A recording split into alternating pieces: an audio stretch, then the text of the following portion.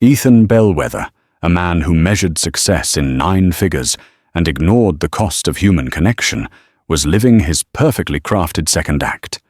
His divorce from Clara Hayes was 6 months in the past, a clean break he'd paid handsomely for. Now, with the dazzling Serena Vance on his arm, the sterile tang of the Seattle private hospital felt like a backdrop for their glamorous, uncomplicated future. But fate, the conductor of the world's most ruthless operas, was about to drop the curtain on Ethan's delusion. As Serena dramatically detailed her minor ailment to the receptionist, an emergency gurney, moving with terrifying speed, sliced through the quiet lobby. And lying pale, sweating, and undeniably pregnant on that gurney was Clara, the woman he'd left, clutching a secret that threatened to dismantle every polished stone of his new life. The sight of her swollen belly, a monumental truth she had chosen to carry alone, sent a jolt of ice-cold dread through Ethan, freezing the millionaire in his tracks. Ethan Bellwether moved through the world like a perfectly tuned machine, and the gleaming lobby of the Harborview Private Medical Center in downtown Seattle was merely another cog in his well-oiled environment. His Italian leather loafers clicked confidently on the polished quartz floor, a rhythm that usually dictated the pace of the room. Today, however, that rhythm was drowned out by the self-absorbed chirping of Serena Vance.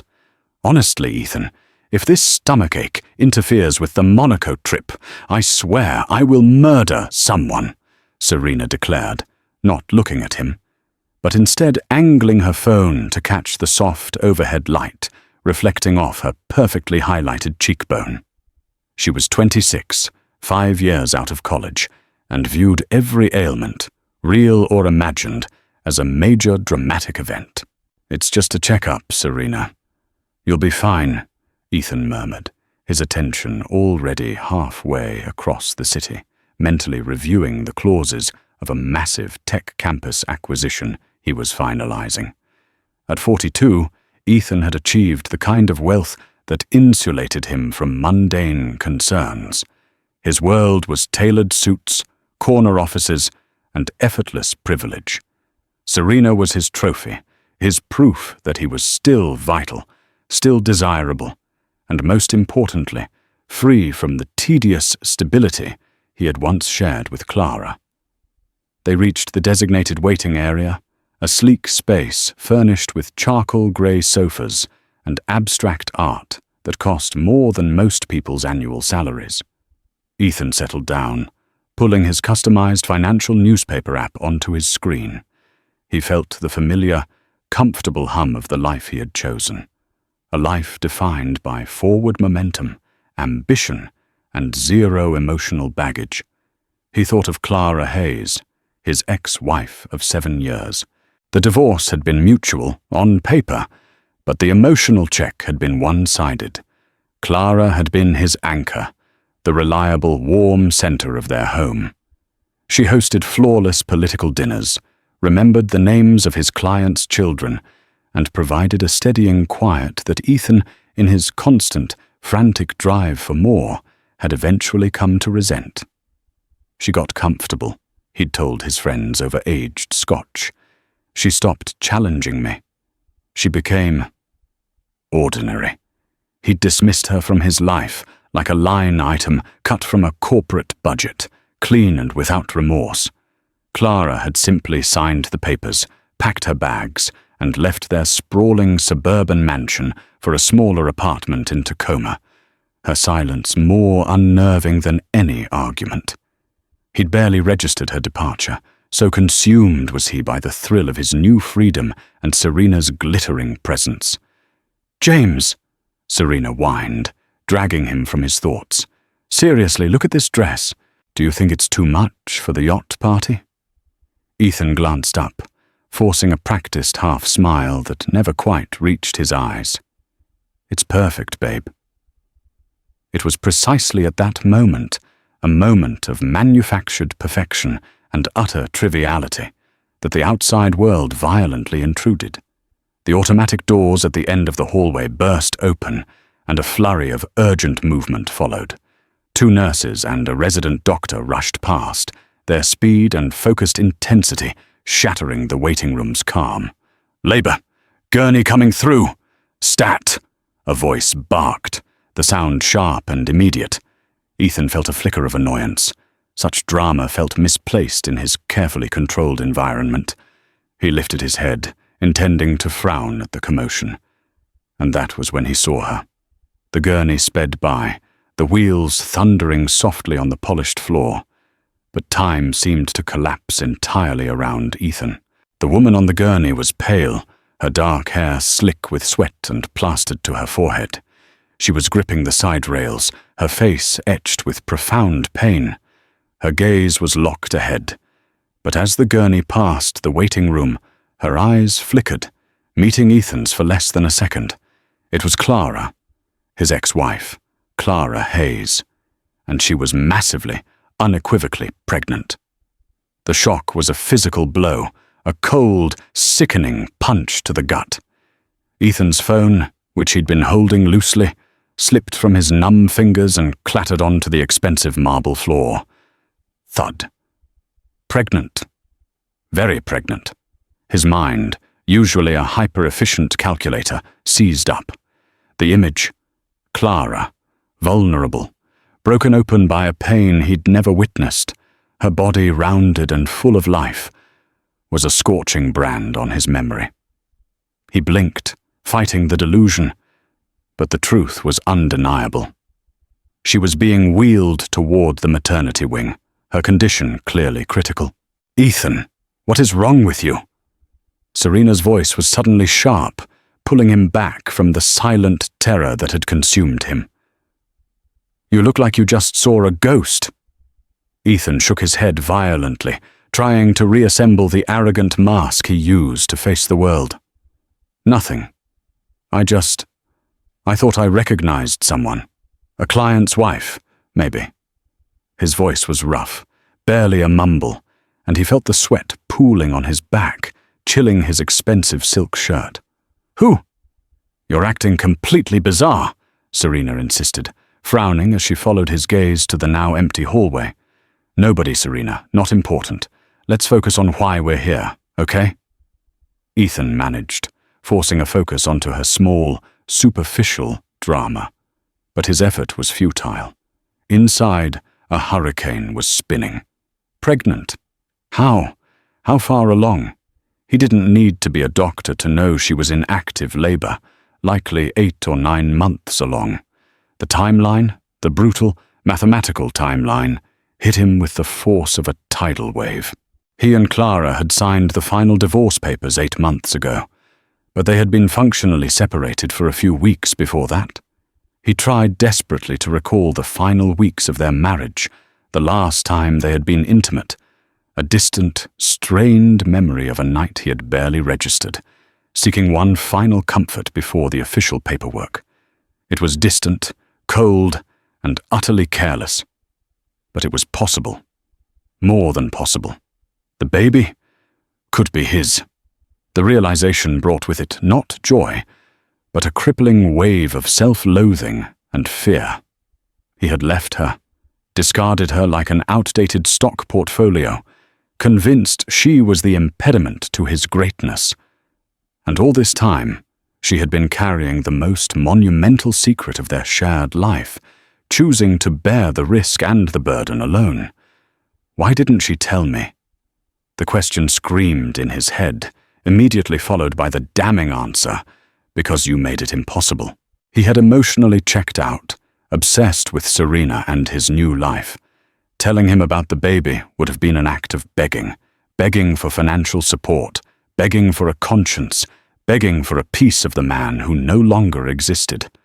Clara, with her quiet dignity, would never beg. Serena, completely oblivious, began chatting again about her digestive issues. "And I think I'll ask the doctor about my sleep too. I've been waking up so tired." Ethan didn't hear her. His gaze was fixed on the delivery wing doors. He imagined the sterile room, the pain, the doctors, and Clara, alone.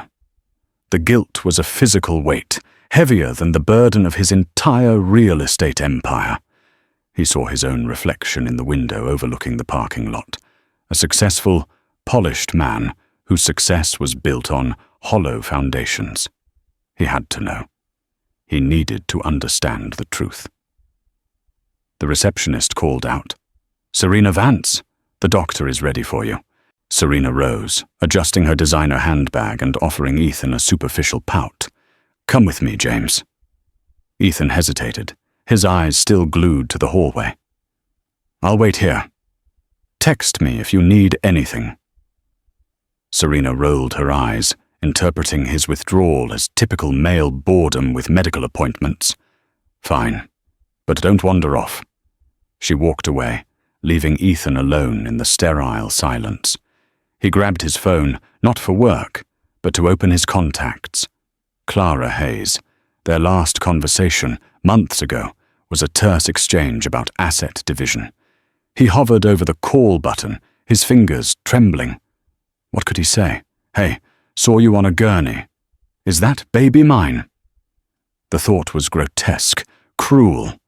He slipped the phone back into his pocket. He couldn't call. He had to be closer. He stood, walking to the window. The Seattle sky was a miserable, familiar gray, heavy with the promise of rain. Ethan felt that weight inside him. Clara was giving birth, perhaps right now.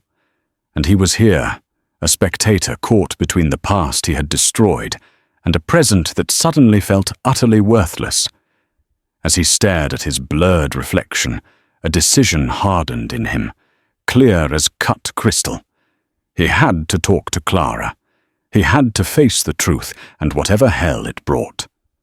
But before he could move, a figure appeared in the hallway, moving with purpose toward the waiting room. It was a nurse, holding a clipboard, her expression serious and direct. "Mr. Bellwether?"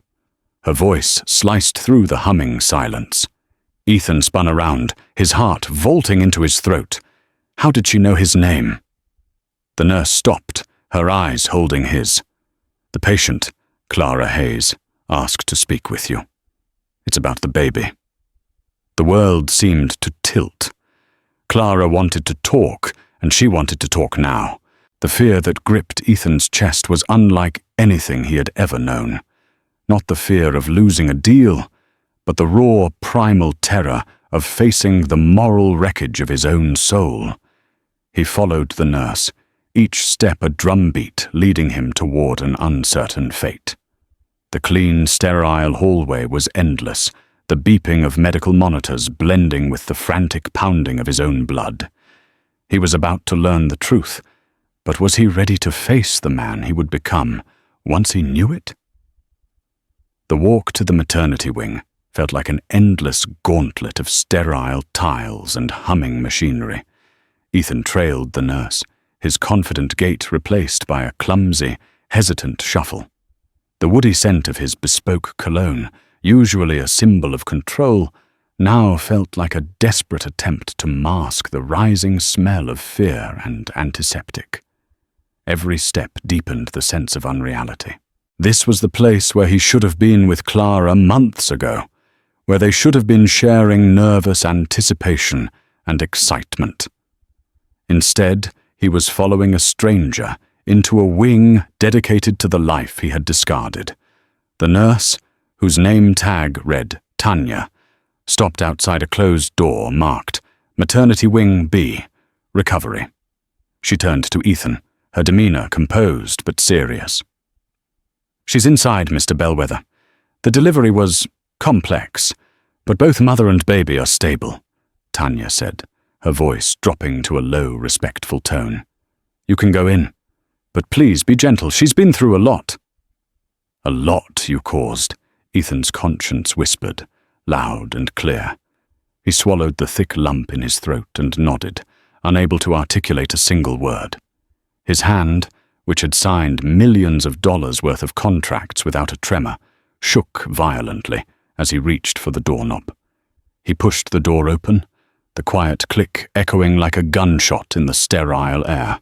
The room was small, bathed in the soft, diffused light of the late afternoon sun filtering through blinds. The air was heavy with the mix of hospital clean and a faint, sweet, unfamiliar scent, the scent of new life. Clara lay propped up on pillows in the bed, her face exhausted, pale but strangely serene, as if she had finally found peace after a grueling war. And then Ethan saw him. In Clara's arms, swaddled tightly in a soft blue blanket, was a tiny baby. He was utterly perfect, with a shock of dark, damp hair and eyes tightly closed, breathing with a shallow, gentle rhythm. Ethan froze in the doorway. His feet felt bolted to the floor, rooted by a force stronger than his ambition. He was incapable of moving. Clara looked up, her gaze locking onto his. There was no warmth, no welcoming flicker of recognition, only a chilling, profound indifference. It was a look that said, "You are a stranger here." "You came," Clara said, her voice thin but steady. It was not a question, but a simple statement of fact. "I didn't think you would." Ethan's perfectly rehearsed apology died in his throat. He wanted to blurt out, "Is he mine? Why didn't you tell me? What happened?" All that escaped his lips was a weak, barely audible sound. "Clara, I saw you in the hall. I didn't know." Clara offered a slight, bitter twist of her mouth that was too sharp to be called a smile. "Didn't know a lot of things, did you, Ethan?" Her tone was measured, calm, yet each word was precisely weighted with months of pain, solitude, and resentment. She shifted the baby gently, stroking his tiny head with a tenderness that made Ethan's chest ache. He took a hesitant step into the room, his eyes magnetically drawn to the baby.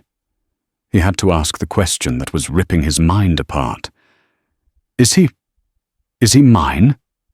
Clara raised an eyebrow, a gesture of almost cruel amusement. "You think I'd go through 6 hours of labor, alone, just to spite you with a random child?" "Yes, Ethan. He's yours. 8 months, 2 weeks and 5 days after you signed the final divorce papers. But don't expect that to change anything about us." The confirmation hit Ethan like a physical force, knocking the breath out of him. He gripped the doorframe for balance. My son! The concept was vast, terrifying, and undeniably real. Clara, if I'd known, I swear I would have... She cut him off with a decisive wave of her hand.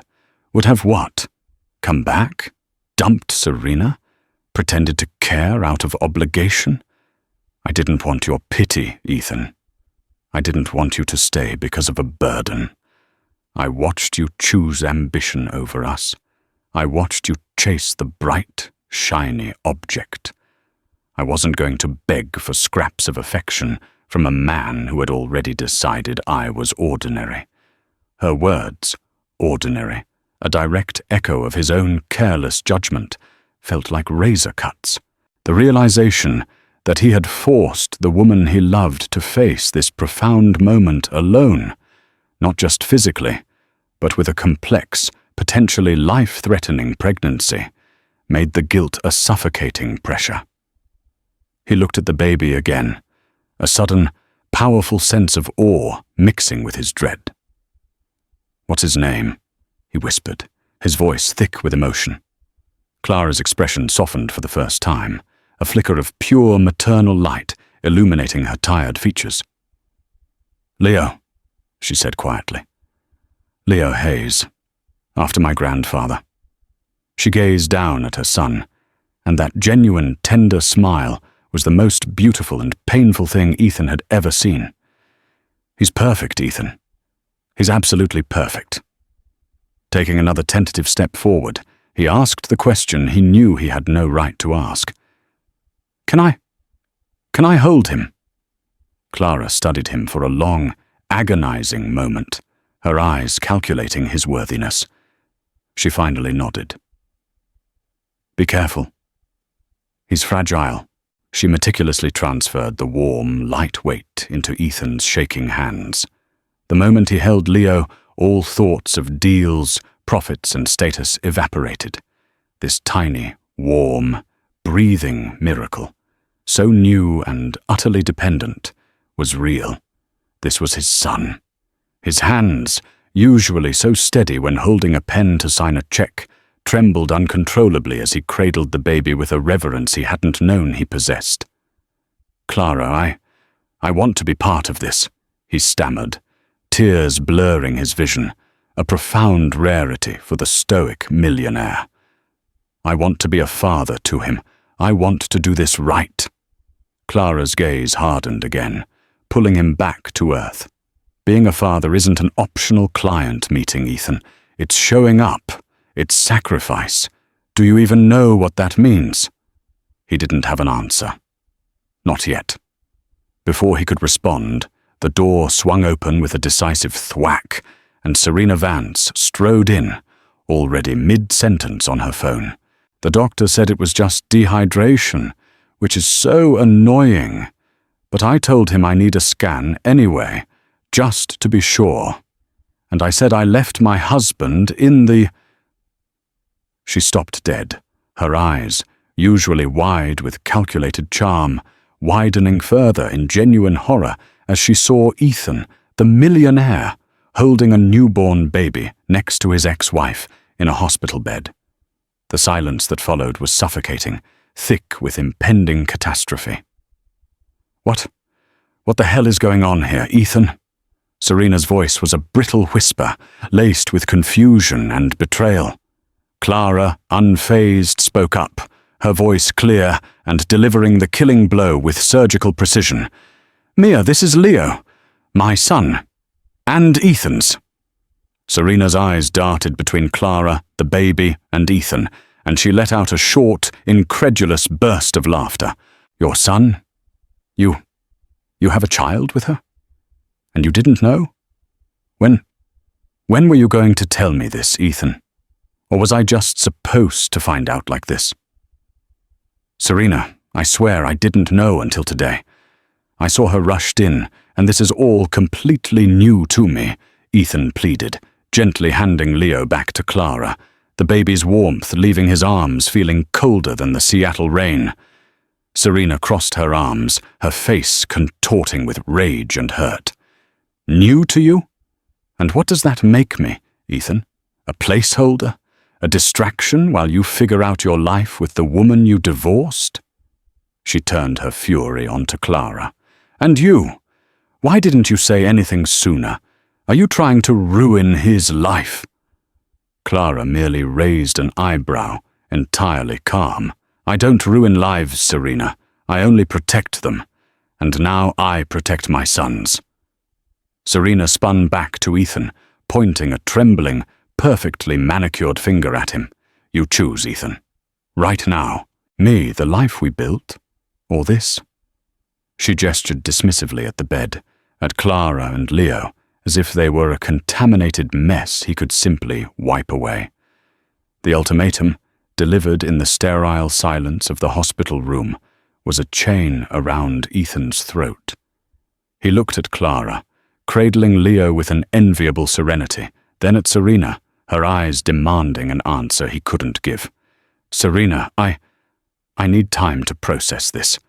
I just found out I'm a father," he faltered, his millionaire confidence utterly shattered. "Time? You think I'm going to wait in the wings while you play happy family with your ex-wife?" Serena laughed, a high, desperate sound. "No, Ethan, I deserve better than that." She grabbed her purse, her composure finally breaking, and stormed out, slamming the door hard enough to rattle the picture frames on the wall. The ensuing silence was deafening, thicker and more painful than the confrontation itself. Clara said nothing, simply rocking Leo. Her eyes finally met Ethan's, holding a silent, challenging question. "You didn't have to be so harsh with her," Ethan muttered, his voice low. "And you didn't have to stay silent about our marriage," Clara shot back, still not looking up. "Go after her, Ethan, if that's what you want." Your choice." Her words were the final blow. He wanted to stay, to prove his commitment, but Serena's tears and ultimatum pulled him toward the door. He left the room, the hallway feeling longer than before. His phone buzzed, a text from Serena. "I'm in the car. Last chance." Ethan stopped, his heart tearing. He was caught between the past he'd shattered and the future he thought he wanted. But beneath the chaos, one truth resonated. Leo, his son, and the possibility of becoming the man he was always meant to be. In the hours that followed, Ethan was adrift. He walked out of the hospital, the crisp Seattle air doing nothing to clear the chaos in his head. He didn't chase Serena. He didn't even respond to her text. The thought of returning to the luxurious, easy existence they shared now felt utterly repulsive. A betrayal not just of Clara and Leo, but of the sudden, terrifyingly real sense of responsibility that had bloomed in his chest. He drove home, not to his sleek downtown penthouse, but to his old imposing suburban house, the one he and Clara had shared. The house was cold and impersonal, filled with furniture Serena had helped him select. Expensive, minimalist, and soulless. He sat alone in the living room, the city lights shimmering through the panoramic window, the silence a stark contrast to the internal screaming. He spent the night doing math, confirming the bitter truth. Leo was his. He searched his memory for any sign, any hint Clara might have given him, but found only his own self-absorption. He had been so determined to move on, to define Clara as ordinary, that he had missed a life-altering truth growing right under his nose. The following morning, Ethan returned to the hospital, dressed not in a sharp suit, but in a casual jacket and slacks, looking less like a CEO and more like a man stripped bare by reality. He sent a text to Serena. "I'm sorry, but I can't be the man you need. My priority is Leo now." He didn't wait for a reply, knowing any conversation would be a useless, emotional loop. At the hospital, he found the maternity wing quiet. Clara had already been discharged. A nurse informed him that she had been taken home by her mother, Mrs. Eleanor Hayes, to a quiet neighborhood in Tacoma. Ethan drove the distance, the 90-minute trip feeling like a lifetime. He found the address, a small, tidy house with faded blue siding, framed by a well-maintained porch and flower pots bursting with jasmine. It was the antithesis of the cold, glass and steel structures that defined his success. He parked on the corner, unable to move, unable to just walk up and knock. What could he say? "I'm here to claim my son? I'm sorry I abandoned you while you were facing a high-risk pregnancy." He saw her then. Clara, sitting on the porch swing, gently rocking Leo, who was swaddled tightly against her chest. She looked tired, the shadows beneath her eyes testament to the ordeal. But there was a quiet, unshakable strength in her posture. She was a mother now, a title that lent her an authority he had never seen during their marriage. He opened the car door, the noise of the engine cutting off sounding too loud. He walked up the sidewalk and opened the gate. "Clara." She looked up, startled, her expression wary, not hostile, but dangerously neutral. "What do you want, Ethan?" Her voice was flat, loaded with expectation. "I want to know my son," he said, taking a step toward the porch. "I want to do this right." Clara studied him, her eyes piercing, assessing. She finally gestured to a chair beside her. "Sit. Let's talk." Ethan sat down, his heart hammering against his ribs. Before he could speak, his phone vibrated. Serena's name flashing on the screen. Clara's gaze immediately dropped to the screen, an eyebrow arching in silent challenge. "Are you going to answer that?" she asked, her tone calm but potent. Ethan hesitated for a single, agonizing second. Answering meant holding on to the past, maintaining an escape route. Ignoring it meant fully committing to a path he couldn't predict. With a surge of clarity, he silenced the call and slipped the phone into his pocket. Clara's lips remained tight, but a flicker of something, perhaps just surprise, appeared in her eyes. She remained silent, waiting for him to speak. "Clara, I am terrified," he admitted, the raw truth tasting like ash in his mouth. "I was a coward. I was so focused on being free, on chasing the next big thing, that I didn't see the value in what I already had. I called you ordinary, but I was the one who was blind. I want to apologize, but apologies don't cut it. I need to know what you need from me for Leo. I'll pay for everything. I'll set up a trust fund, whatever it takes." Clara didn't look impressed by his financial offers. That's Ethan Bellwether's solution to everything.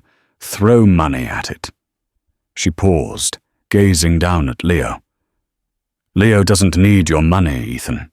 He needs consistency. He needs a father who is reliable, not a checkbook and an occasional visitor." She took a deep, steadying breath. "And that's the problem. You think you can buy a clean conscience.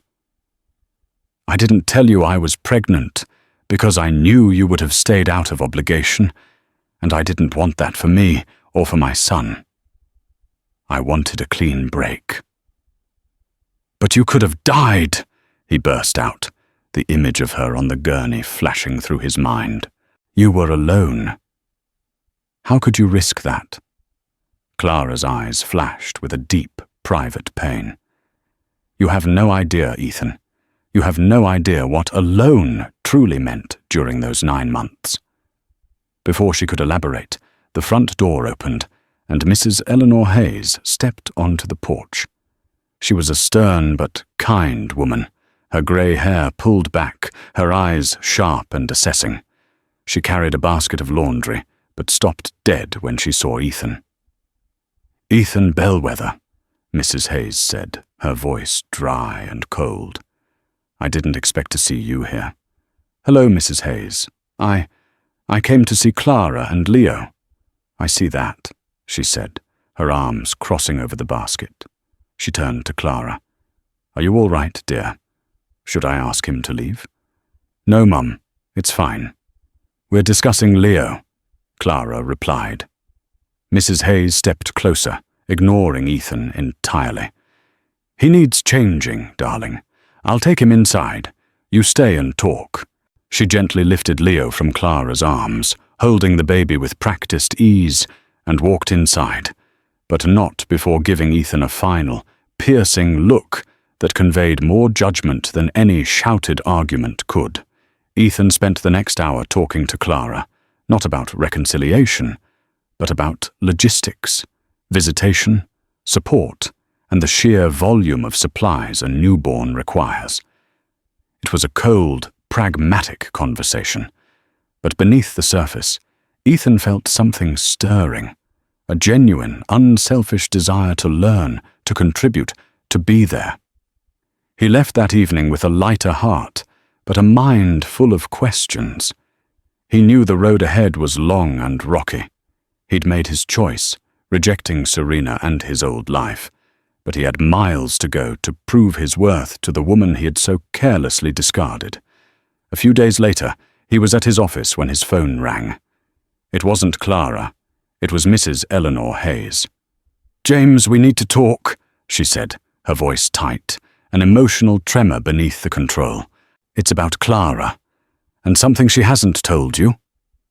Ethan's heart seized. What hadn't Clara told him? He had just scraped the surface of the truth. Was there a layer of pain deeper than his abandonment? "Come over now," Margaret urged, her voice low and urgent. "And come prepared. Not for a fight, but for the truth you earned the right to hear." Ethan disconnected the call, the silence of his vast, luxurious office feeling like a tomb. He drove to Tacoma, the twilight painting the sky a bruised indigo. He parked in front of the modest house, his engine ticking, mirroring the frantic uncertainty in his chest. He took a deep breath, fighting the anxiety clawing up his spine. Whatever the secret was, it was bigger than Leo, bigger than the divorce, and possibly bigger than the life he thought he was building. He walked up to the house, the jasmine scent clashing with the tension he carried. He was ready to face the deepest, darkest secret of all. The front door of Mrs. Hayes's house opened before Ethan could knock. Mrs. Hayes, her composure a shield against her evident worry, simply gestured him inside. Clara was seated on the worn but comfortable couch, clutching a cup of tea, her face drawn. Leo was asleep in a portable crib nearby, his peaceful breathing the only calm sound in the tense room. The smell of fresh coffee and homemade bread filled the small living room, a scent that felt alien and comforting to Ethan, who was used to the clinical perfection of his penthouse. He sat opposite Clara, on an armchair, whose faded fabric scratched his expensive trousers. Mrs. Hayes took a seat, her hands clasped tightly in her lap, her gaze piercing. She didn't look at Clara, focusing only on Ethan. "Clara didn't want me to tell you this," Mrs. Hayes began, her voice low and firm. "But you need to know. Not for you, but for her. And for Leo." Ethan felt a chill run through him. "Know what, Mrs. Hayes?" "I already know I was a terrible husband, and that I missed the birth of my son. What else is there?" Clara stared at the floor, her shoulders stiffening, as if bracing for a physical impact. Mrs. Hayes leaned forward. "When Clara found out she was pregnant, it wasn't just the shock of being alone, Ethan. She was sick. Really sick." The words struck Ethan like stones, each heavier than the last. "Sick? What are you talking about? She was fine when we signed the papers." "She had a serious heart condition," Mrs. Hayes continued, her eyes glistening with held-back tears. "A severe, unstable arrhythmia. The doctors were very clear. Pregnancy was high risk. It might not end well for her or for the baby." The information was overwhelming, a tidal wave of tragedy and responsibility. Ethan felt the room sway. He gripped the arms of the chair, trying to ground himself.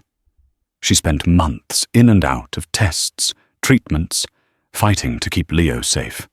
Mrs. Hayes's voice grew tight with emotion. She chose to fight for her son, knowing every single day she was risking her life. And she did it alone, Ethan. Because you were gone. Because you had made her feel like a burden when she was facing death. The silence that followed was suffocating. Ethan could hear the rapid, uneven pounding of his own heart. The image of Clara, pale and sweating on the gurney, transformed in his mind. It wasn't just labor pain. It was the culmination of 9 months of constant, silent terror. He looked at Clara, desperate for a sign, any sign that this was an exaggeration, but her face, now raised, confirmed it all: exhaustion, resilience, and a profound, justified resentment. "Why didn't you tell me?" Ethan asked, his voice cracking, reduced to a desperate plea. "Clara, I could have helped. I could have paid for specialists. I could have been there." Clara finally spoke, her voice steady but thick with banked emotion. "Helped how, Ethan? You were so busy congratulating yourself on your new, uncomplicated life. You would have seen it as a financial problem, not a personal one. I didn't want your pity or your obligatory presence. I chose to fight for Leo, and thank God we both survived." She paused, breathing deeply. "I wouldn't give you the satisfaction of knowing you were responsible for my health crisis. I was going to handle it myself." The guilt that washed over Ethan was cold and immense, a physical weight. He saw himself, dining at expensive restaurants with Serena, buying lavish gifts, while the woman who carried his child was battling a life-threatening illness. "Don't swear, Ethan," Clara cut in, her eyes flashing. "Your promises don't mean anything until you prove them." She gestured to the crib. "Leo is what matters now. Not your guilt, not your regret, not what could have been. Him." Mrs. Hayes interjected, her voice softer now, but carrying immense gravity. "Clara still needs care, Ethan. Her heart is stable now, but she will need a risky surgery in a few weeks. The high-stress period is over, but the problem isn't healed. Leo needs a father. Not someone who visits when it's convenient, but someone who is here for real, because we don't know what could happen." She leaned forward, her eyes piercing. "The question is, are you up for it, or are you going to run again?" The words were both a challenge and a plea. Ethan looked at Leo's perfect, tiny face and felt a profound, unwavering resolution he didn't know he possessed. "I want to be here," he said, his voice steady for the first time. "I will be by your side through this, Clara. I want to do this right for him. And for you." Clara didn't respond, but the tension in her shoulders eased fractionally. Mrs. Hayes, unconvinced, stood up. "Words are easy, Ethan. Show it with actions. Clara needs rest. She has a pre-op appointment tomorrow." Ethan left the house with a heavy heart, but a singular, clear purpose. He drove through the dark streets of Tacoma, the radio off. He began to change immediately. He called his office, cancelling non-essential meetings and ignoring the flood of client emails. He spent hours researching arrhythmia, newborn care, and the responsibilities of fatherhood. He showed up at Mrs. Hayes's house daily, bringing groceries, organizing the nursery, and offering his presence. Clara, cautious but pragmatic, didn't push him away. He held Leo, learning to change diapers with a clumsiness that sometimes made Clara laugh in spite of herself. Each laugh was a small victory, a brick in the bridge he was trying to rebuild. Meanwhile, Serena wouldn't accept his choice. Her texts grew angrier, then colder. Finally, one evening, she showed up at his penthouse, her eyes red with fury and hurt. "You're throwing everything away for her, Ethan. For an ex-wife who doesn't even want you back," she demanded, her voice shaking with righteous indignation. Ethan tried to explain, but words felt inadequate. "It's not about her, Serena. It's about Leo and me. I have to be the man I should have been years ago." Serena shook her head, tears streaming. "You'll regret this. When she hurts you, don't come crawling back." She left, slamming the door, leaving behind the echo of her words and the void of a life Ethan no longer wanted. But the real test was yet to come. One morning, as he helped Clara organize Leo's small new nursery, Mrs. Hayes arrived, her face etched with deep worry. "Clara," she said, her voice tight, clutching a piece of paper. "The doctor called. They found some discrepancies in the latest tests. They want you admitted tomorrow. It's urgent." Clara went pale, her hands trembling as she held a stack of tiny baby clothes. Ethan's heart clenched, the fear surging back tenfold. "What did they find?" he asked, his voice rough. Mrs. Hayes hesitated. "They didn't say much, just that they need to repeat the tests and monitor you immediately." Clara let the clothes slip to the floor. She looked at Leo, sleeping peacefully in his crib, then at Ethan, her eyes shining with something he couldn't read, fear, maybe, or a silent plea for help. That night, Ethan sat on the porch, staring out at the dark sky. He had spent months without Clara, convinced he was better off alone. But now, seeing her face this terrifying unknown, he realized how much he had underestimated her, how much he had lost, and how desperately he still wanted to love her. He vowed he wouldn't leave her side. The next day, he went with Clara to the hospital, holding her hand with a steadiness that belied his inner turmoil. At the admissions desk, the reality of the situation hit them hard. "We'll get your room ready, Miss Hayes," the nurse said with a warm smile. But her words felt empty. How could there be control when the doctor had mentioned vague discrepancies that loomed like an approaching storm? As Clara was taken away for preliminary exams, Ethan stayed in the waiting area, his heart racing unevenly. He pulled out his phone, his fingers hesitating over WhatsApp. Then, he did something he had never done. He asked for help, not from business contacts, but from the people who truly cared. He opened a group chat with his closest college friends, people who knew Clara and had watched him destroy their marriage. With trembling fingers, he typed, "Guys, I need a favor. Clara's in the hospital. It's her heart. They're running tests. Please pray for her. For her and Leo.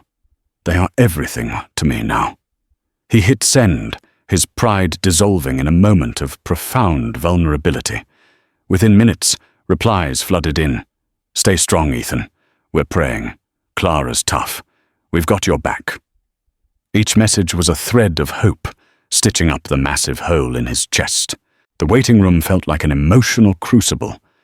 Mrs. Hayes arrived shortly after, clutching a worn leather Bible. She retreated to a corner, her lips moving in silent prayer, her unwavering faith a quiet, formidable presence. Ethan watched her, awed by the strength of a woman who, despite her fear for her daughter, remained unshakable. He approached her, hesitant. "Mrs. Hayes, I started a prayer chain, too. I hope it helps." She looked at him, her eyes flashing with a mix of surprise and grudging approval. "You're starting to get it, Ethan. Faith can move mountains. Clara needs all the mountains moved now." His phone buzzed again. "Serena." The message was short and sharp. "So you chose, huh? Good luck with your drama. Don't call me again." Ethan read it, the finality of the word settling over him. He felt a pang of guilt for the pain he'd caused her, but no regret for the choice. He didn't reply. Before he could pocket the phone, it rang, Serena's name flashing urgently. He hesitated, then answered, knowing he needed to close that chapter completely. "Serena, I'm at the hospital with Clara. She's admitted. This isn't the time," he said, his voice firm but weary. Serena's voice trembled with anger and desperation. "At the hospital with her? James, you're throwing away everything. I gave you a clean slate and you pick the woman you left. You'll regret this." Ethan closed his eyes, her words trying to find a foothold, but failing. "Serena, I'm not choosing against you. I'm choosing Leo and Clara. They need me. I'm sorry. Goodbye." He hung up before she could respond, the silence that followed both freeing and terrifying. He'd made his choice. Now he had to live with it. That night, Ethan stayed at the hospital, perched on an uncomfortable chair beside Clara's bed. She slept, her face peaceful but pale, a monitor beeping steadily beside her. He held her hand, her skin's warmth a fragile reminder that she was still fighting. "You're stronger than I'll ever be, Clara," he whispered, the words nearly lost in the quiet room. "I won't leave you alone again." Morning brought a palpable tension. Mrs. Hayes arrived early, clutching her Bible.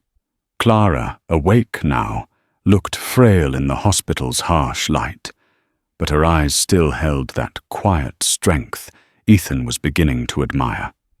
"You didn't have to stay all night, Ethan," she said, her voice weak, but laced with familiar irony. "I'm not made of glass." He managed a tired smile despite the ache in his chest. "I know, but I needed to be here." The doctor entered soon after, the same middle-aged man with thin-rimmed glasses, carrying a thick file. His face, usually stern, held a hint of profound wonder. Clara sat up, her heart pounding. Mrs. Hayes gripped her rosary tighter. Ethan stood, his body tense, bracing for the worst news. "Clara, we have the results from the repeat tests," the doctor began, flipping through the pages. "And it's something I can't explain."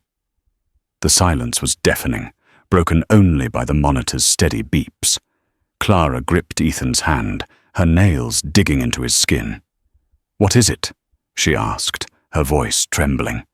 The doctor took a deep breath, as if still processing the data himself. "The issue with your major artery, the arrhythmia, it's gone completely.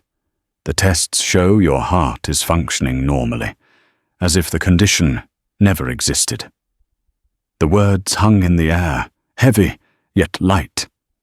Clara blinked, eyes wide with disbelief, while Mrs. Hayes let out a suppressed sob, covering her face with her hands. "A miracle," Clara whispered, tears slipping down her cheeks. The doctor nodded, a small smile finally breaking through. "We don't have a medical explanation. After Leo's birth, the stress dissipated, and something fundamentally shifted. Your heart stabilized. We're asking you to come back in a month for follow-ups, to be safe. But for now, Clara, you're healed." Ethan felt the room tilt, not from fear, but from a dizzying, intense relief. He looked at Clara, then at Mrs. Hayes, who was hugging her daughter with a strength that felt capable of holding up the world. "I knew it, my girl. I knew God was watching over you," Mrs. Hayes murmured, her voice choked. Ethan, without thinking, pulled Clara into a fierce hug, ignoring her surprise. "You're okay, Clara. You're okay," he repeated, the words thick with unshed emotion. She didn't fully return the embrace, but she didn't pull away either. Her eyes met his, revealing a rare vulnerability. "I thought I might not see Leo grow up," she said, her voice breaking. Ethan's heart shattered at her confession. "You will, Clara. You'll be here for him. For us." The days that followed were a delicate mix of celebration and caution. Margaret's house, with its faded blue walls, became a beacon of life. The scent of fresh coffee and homemade pie mingled with the joy spilling from every corner. Laughter filled the living room as friends gathered to celebrate Clara's discharge and recovery. At the center of it all, Clara held Leo, his calm face oblivious to the upheaval he had caused. Ethan stayed close, folding blankets and organizing the mountain of newborn supplies with clumsy but earnest movements. He watched Clara constantly, as if she might vanish if he looked away. The miracle of her inexplicable recovery hung in the air, a gift none of them dared to question, only embrace with gratitude. Mrs. Hayes, her smile radiant, served tea, her hand steady. "It's God, folks," she said, eyes shining. "He heard our prayers." Ethan, never a religious man, felt moved by the profound strength of this community and realized the support he had organized. The prayer chain, the quiet visits, had connected him to something bigger than his own ego. Clara seemed lighter, as if months of crushing weight had lifted from her shoulders. She still carried a deep-seated caution in her eyes when she looked at Ethan, a silent reminder that trust had to be earned, brick by agonizing brick. But the moments of genuine connection were growing, like when Ethan calmed Leo's cries with an off-key, terrible lullaby, and Clara let slip a flash of the old smile he remembered, or when he insisted on assembling Leo's complex crib, cursing the confusing instructions until Clara laughed despite herself. "You're stubborn, aren't you?" she teased. "It's the only way I know how to be, Clara," he replied honestly. "I'm trying to focus that stubbornness on the right things now." That sound, her genuine laughter, was music to Ethan, a sign of hope. The separation from Serena was now absolute. Her text swung wildly between anger and pleading. You really think she loves you? She's just using you for the baby. Or softer. I miss you, Ethan. Call me. Ethan read them, guilt gnawing at him for having hurt her, but he didn't reply. His choice was made. Every time he held Leo, every time he saw Clara fighting to be the mother Leo needed, he felt a certainty he had never had in his professional life. Serena was part of a past he no longer desired. One night, as Ethan helped Clara wash dishes in Mrs. Hayes's kitchen, his phone rang. It was Serena. Clara, drying a plate, raised an eyebrow but stayed silent. Ethan sighed, grabbing the phone. I need to end this for good, he muttered, more to himself than to her. He stepped onto the porch, the cool night air soothing the heat on his neck. Serena, please stop, he said when he answered, his voice firm. I've told you. My life is with Leo and Clara now. I'm not coming back. Serena's voice, thick with rage and despair, broke through the line. You're blind, Ethan. You think she loves you. She's just keeping you around for convenience until she's healthy. She'll cut you out again. Ethan closed his eyes, her words trying to take root. But failing. Mia, I don't know what the future holds, but I know I want to be a father to Leo, and I want to be there for Clara if she'll let me. I'm sorry, but you need to move on.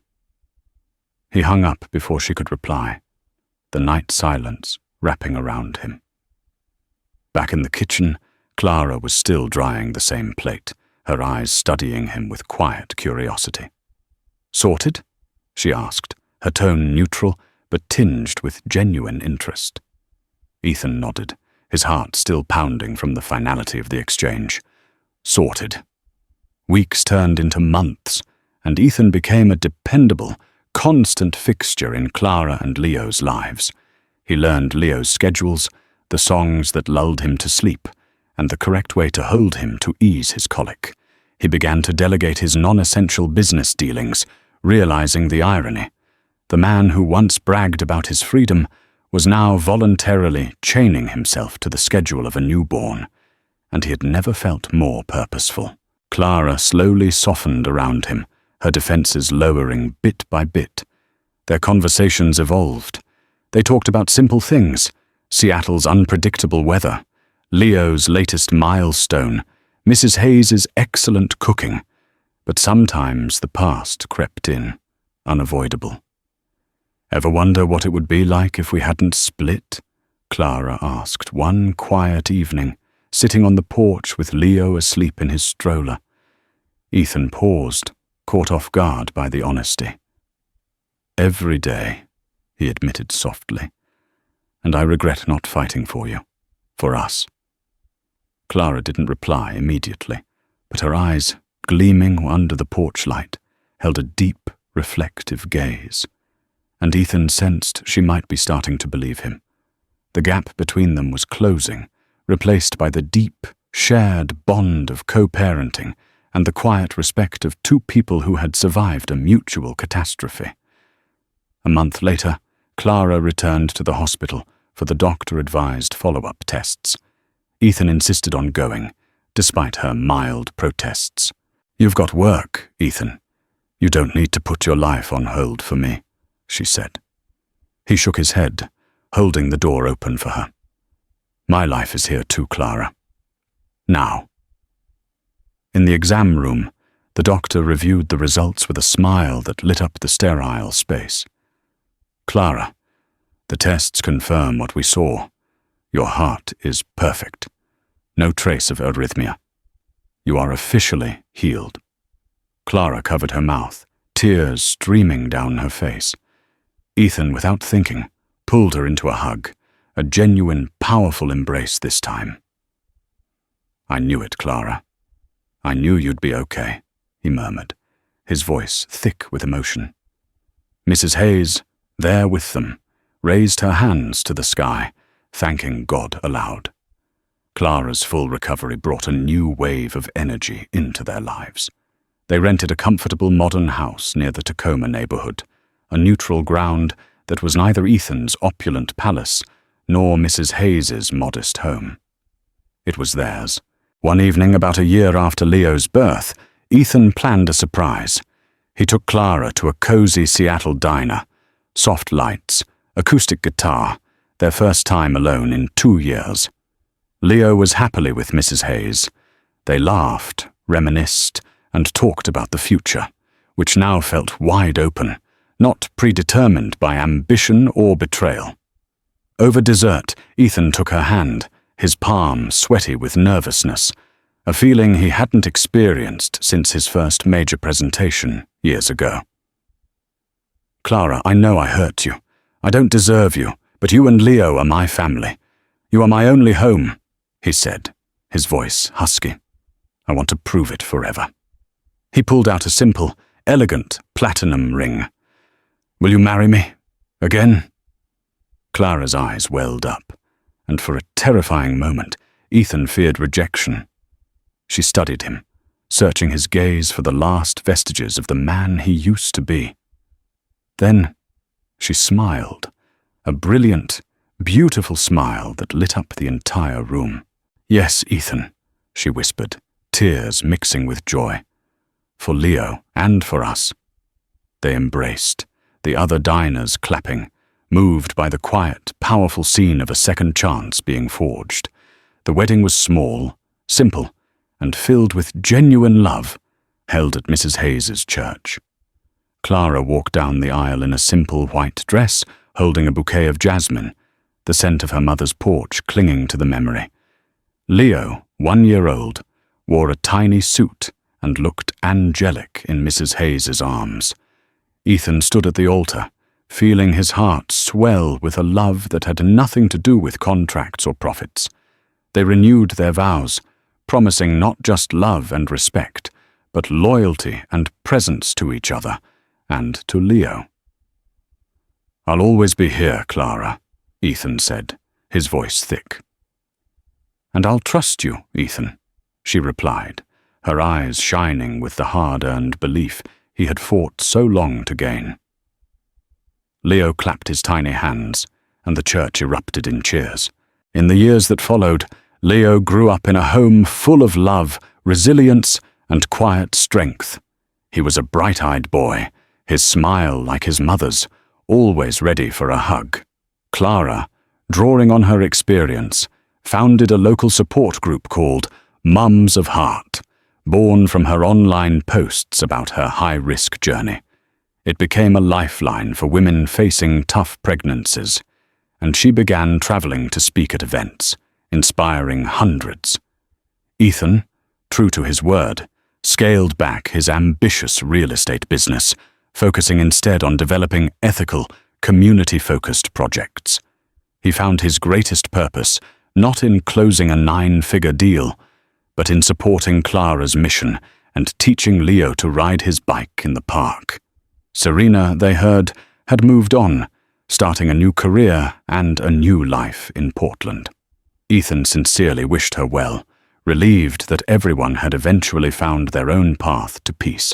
One summer night, when Leo was 5, chasing their adopted dog in the backyard, Ethan and Clara sat together on a swing set.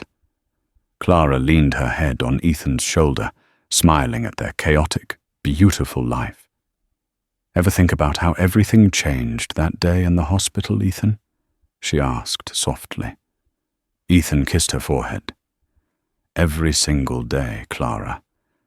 And I'm grateful for the fear, the guilt, and the miracle, because they brought me to you and to him.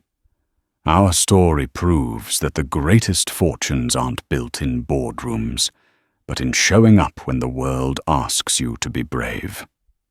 They sat under the stars, knowing that despite the past storm of ambition and betrayal, they had built something unbreakable, a family forged in crisis, bound by forgiveness, and anchored by the love for their son, Leo, the living testament to their second chance.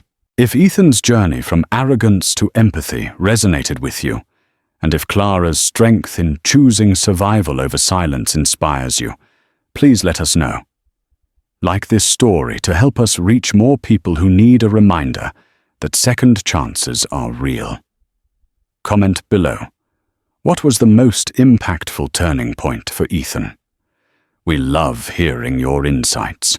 Share this powerful story with someone who needs encouragement to fight for their future.